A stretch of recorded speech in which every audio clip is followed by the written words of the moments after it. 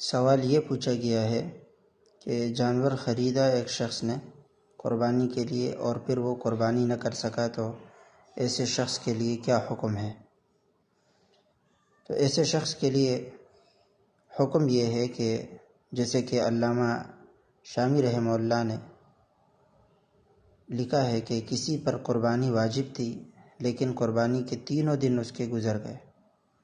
اور اس نے قربانی نہیں کی تو ایک بکری یا بھیڑ کی قیمت خیرات کر دے، اور اگر قربانی کا جانور خرید لیا اور پھر کسی وجہ سے قربانی نہ کر سکا تو زندہ جانور صدقہ کر دیا جائے۔ اور تیسری صورت یہ ہے کہ اگر مسئلے سے ناواقف ہونے کی وجہ سے بقرہ عید کے بعد اس جانور کو ذبح کر ڈالا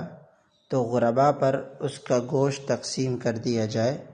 مالداروں کو اس کا گوشت نہ دیا جائے، یعنی مالداروں کو نہ دیا جائے۔ اور اگر جانور ضائع ہو گیا اور قربانی نہ کر سکا اور خریدنے والا امیر ہے تو اس کے ذمے اس کی قیمت کا صدقہ کر دینا یہ واجب ہے۔